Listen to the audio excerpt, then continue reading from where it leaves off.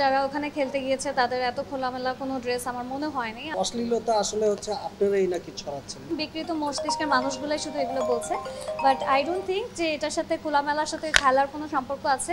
খেলাকে কেন্দ্র করে হচ্ছে হাইকোর্ট থেকে যে একটা নোটিশ দেওয়া হয়েছিল, এটা নিয়ে আপনাদের কোনো সমস্যা হয়েছিল কিনা একটু জানতে চাচ্ছিলাম। না, আমার তো পার্সোনালি কোনো সমস্যা হয় নাই, বিকজ আমাকে ওই টাইপের হয়তো মানে আমি ওই জায়গাটায় ড্রেস কোডটা কিছুটা ওরকম ডিফারেন্ট ছিল না আমারটা, বাট যাদেরটা ছিল, যাদেরকে বেশি সুন্দর লেগেছে হয়তো তাদের নিয়ে নিউজটা বেশি হয়েছে। তো ওইটা আসলে অনেক পুরনো নিউজ, বাট তারপরেও আমি আবার বলি যে নোটিশ দেওয়ার ব্যাপারটা আমি অ্যাগ্রি করি না, বিকজ যারা ওখানে গিয়েছে খেলতে যাওয়া মানে হলো যে আপনি যখন কোথাও মাঠে স্পোর্টস পার্সনরা যখন খেলতে যাবে তখন ডেফিনেটলি ওইখানে আমরা যদি এই টাইপের ড্রেস পরে যাই যেখানে ওড়না আছে, তাহলে আমাদের জন্য এটা আনকমফোর্টেবল। সো আমরা এমন ড্রেস পরবো যেটা আমাদের জন্য কমফোর্টেবল হয়ে থাকে। অ্যান্ড তারা যেটা বলছে যে একটা একটা মডেলের বডি স্ট্রাকচার ডিফারেন্ট হবে, একটা স্পোর্টস পার্সনের বডি স্ট্রাকচার ডিফারেন্ট হবে, এটা খুবই নর্মাল। সো ওদেরকে পরলে পরে যেরকম লাগবে, একজন অ্যাথলেটিক লেডিকে পরলে যেরকম লাগবে টি শার্ট, একটা মডেলকে পরলে ডিফারেন্ট লাগবে, বিকজ তাদের কার্ভস ডিফারেন্ট। তো ওই জিনিসটাকে আমার মনে হয় যে ওই মডেলদেরকে নোটিস না পাঠিয়ে যারা ওইটাকে খারাপভাবে প্রেজেন্ট করেছে, যে মানুষরা ওইখানে মোবাইল নিয়ে এসে এই ভিডিওগুলো আপলোড করে বাজে বাজে ক্যাপশন দিয়ে এই কাজগুলো করেছে, তাদের আসলে নোটিশ পাঠানো উচিত ছিল তাদের কাছে। বাট ইটস আনফর্চুনেট যে বাংলাদেশে সবসময় মেয়েদেরকেই ডাউন করা হয়, তাদেরই দোষ দেওয়া হয়। সো এটাতে আসলে আমাদের কিছু করার নাই, and this is how it goes, but it's a sad thing.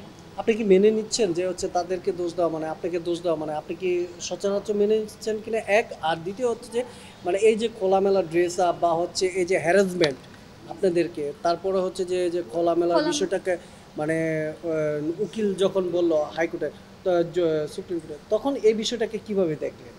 দেখেন, যারা খোলামেলার কথা বলছে, আমার কাছে তো যারা ওখানে খেলতে গিয়েছে তাদের এত খোলামেলা কোনো ড্রেস আমার মনে হয়নি। আমার মনে হয়েছে তারা কমফোর্টেবল ড্রেস পরে গিয়েছে ওইখানে। সো খোলামেলা ওনার কাছে লেগেছে, but at the same time আপনি যদি যারা যারা এটা নিয়ে কথা বলছে, যারা যারা এটা নিয়ে নিউজ করছে, বা যারা যারা এটাকে নিয়ে খুব বেশি হাইলাইট করছে, বলছে মেয়েরা খোলামেলা ড্রেস পরে, তাদের যদি আপনি ব্রাউজার হিস্ট্রি সার্চ দেন, তাহলে দেখবেন যে তারা এর থেকেও বেশি খোলামেলা পোশাকের নারীদেরকে দেখছে, যারা আপনার বলিউড ফলো করে, হলিউড ফলো করছে, বা আরও হয়তো আরও হিস্ট্রি পাবেন ওদের ব্রাউজারে গেলে পরে। সো আই ডোন্ট নো যে এইখানেই কেন শুধু মেয়েদের পিছে পড়ে থাকে, যেখানে ওয়ার্ল্ড ওয়াইড তারা এগুলোই দেখে চলছে।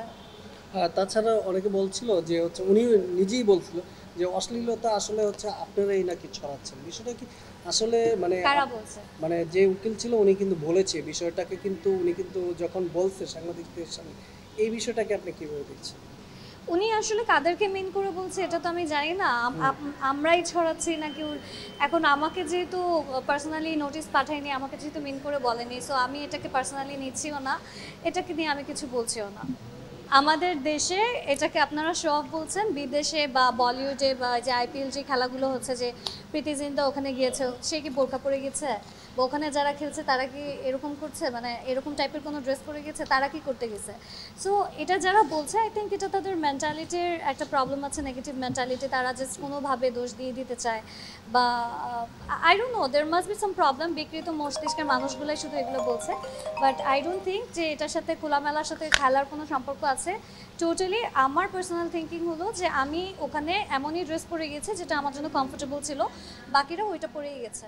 That's it.